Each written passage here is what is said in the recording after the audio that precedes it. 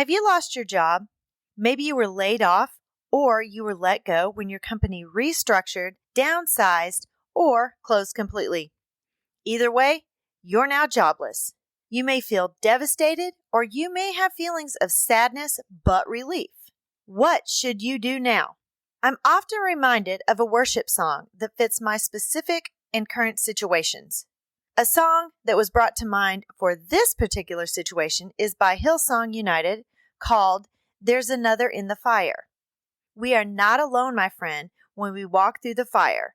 God is with us just like He was with Daniel, Shadrach, Meshach, and Abednego. Even though the fire is uncomfortable, we will come out of it without scarring and we won't even smell like smoke. In today's podcast episode, I'm going to share with you 7 tips on how to move forward when you suddenly become jobless. Ladies, are you in a new season of your life? Are you searching for clarity in your career? Do you need the freedom to focus on yourself? Are you ready to follow God's plan for your life? Welcome to Choose Your Next Yes. Hi, Kindred. I'm Mel, a professional woman, mom of grown-ups, coffee, and Jesus lover. I've had a lot of big life changes, and I haven't always been clear about God's plan for me. So I pursued too many of the wrong things in my life and career. This led to stress, anxiety, and a lack of self-care. I finally stopped moving on my own and started listening to God's voice to find clarity and peace and achieve my goals. And now my mission is to help you learn to listen to God's voice and know when to say yes to the right things and no to everything else. Let me show you how to clarify your purpose and pursue your personal and professional goals in this next phase of life. Pour yourself a cup of joe and grab a notebook and pen. Kindred, it's time to focus on yourself and reclaim the woman you once aspired to be.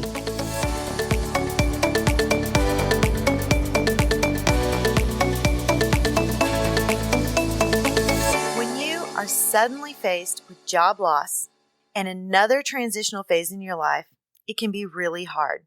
I've been there. This is especially hard if you're in midlife and think you can't do something new or feel like you don't have time to learn something new or that you don't have the skills that you need in the first place. Don't let yourself get depressed, my friends. Spend some time with God and trust Him to lead you in the right direction. Today, I'm going to share 7 tips to guide you through your job loss and toward the next phase of your career journey. Number 1, keep a positive outlook.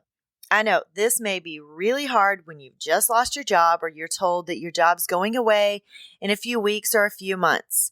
So it may be really hard to stay positive. So lean into God and lean into His strength for yourself and look at it as a new opportunity.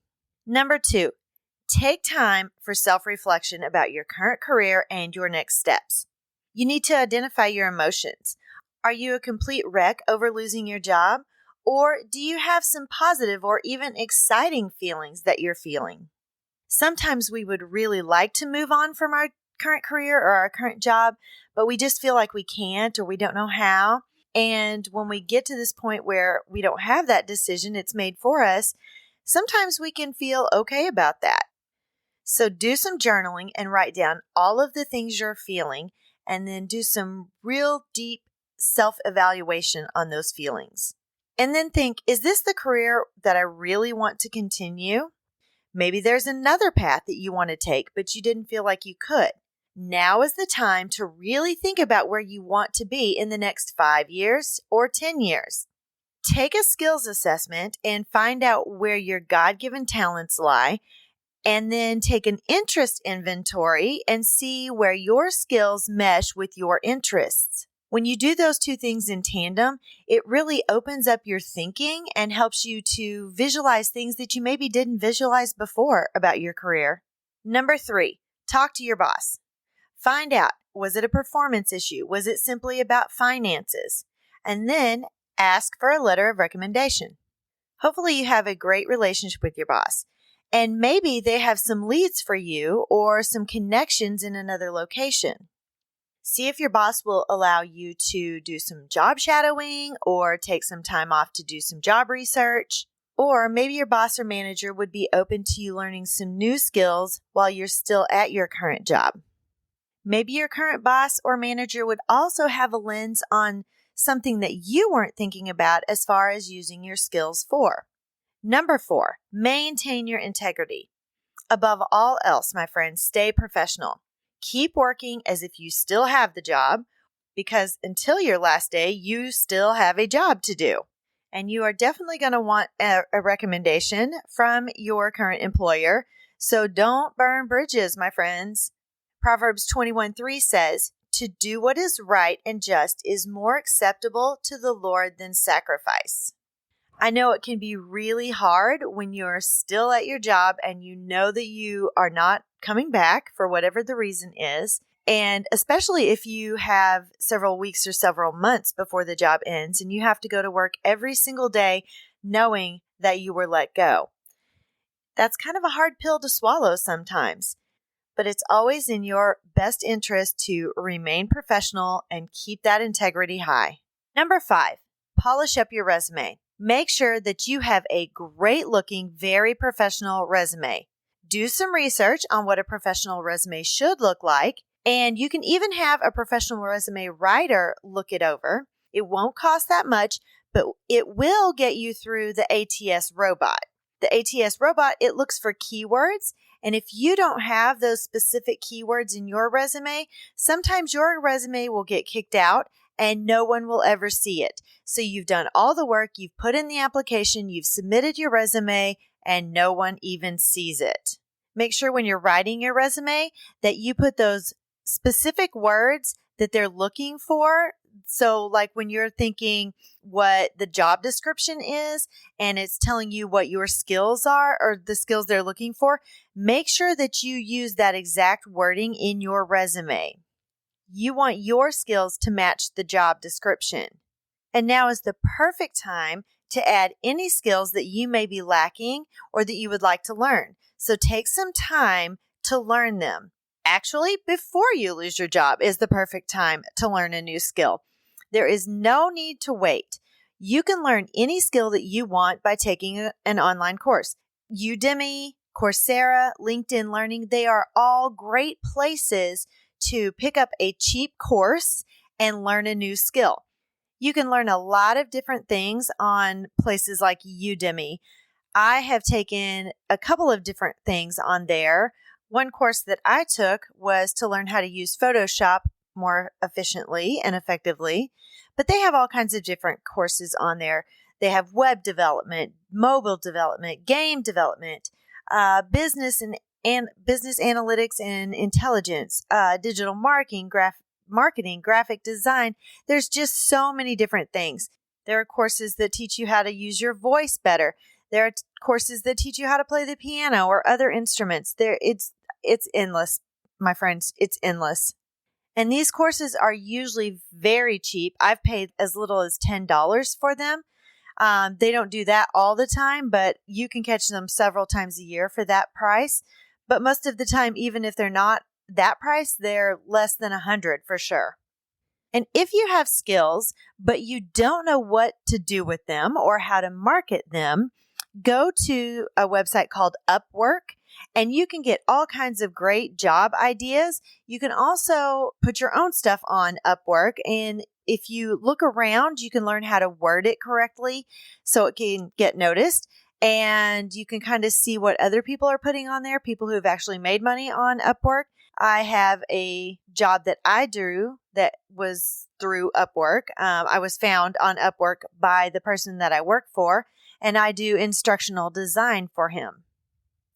So that actually takes a skill that I already had, but didn't think about using in any certain way and turned it into a job. You always have skills that you can use for something else that you maybe didn't think of. Number 6, network. You already have people in your network who can likely give you insight on another opening maybe, or some ideas on how to use your skills. And it's always a great idea to network more and make more connections. And networking doesn't necessarily mean online networking. You can network face to face. Go to some different networking opportunities in your city. However, social media is a great way to network. There are a lot of Facebook groups that you can join that fit your interest area, and you don't have to participate necessarily, but you can learn from them. When I did market research for this podcast, I joined a couple of groups that fit my niche just so that I could listen to their lingo and then market to them more effectively. I didn't necessarily participate, but I did read their posts. And number 7, put yourself out there, my friend. If you don't put yourself out there, you're not going to get noticed, and you may not find what you're looking for. Be confident in the skills that you already have, but again, if you feel like you need to grow your skill set, then do so before you lose your job, before something happens. Be open-minded about new possibilities. I have an education degree, and I thought I could only use my degree in education, in public school or charter school. But I've come to realize that I can use the skills that I have attained over the last 20 years as an educator in different ways. There are so many things that I can do with that. And the instructional design that I mentioned earlier is one of those. Teachers by nature are instructional designers. I just didn't know it was called that, and I didn't know that I could use that skill for a different kind of job. Just try some new things. Go do some job shadowing. Talk to some friends, see what they think you might be good at, and then check that out. Do some research. Before I recap, I want to leave you with one last thought. When an employer has to downsize or they are restructuring or reorganizing and they have to cut positions, be cognizant to the fact that your employer may not want to cut those positions, but they may not have a choice. Don't always take it personally. It may not be about you or about your performance. It may simply be about finances or that they just didn't have another choice. So give your employer some grace and continue to do your very best job until your very last day. All right, let's recap. Number 1, keep a positive outlook. Number 2, talk to your boss. See what they can help you with. Number 3, maintain your integrity. Number 4, self-reflect. Number 5, polish up that resume. Number 6, network. And number 7, put yourself out there. All right, my friends, I hope you enjoyed today's content. Please hop on over to Apple Podcasts and leave me a rating and a review, because that's the way I know which content you enjoy, and it helps me to grow the show because people see me then.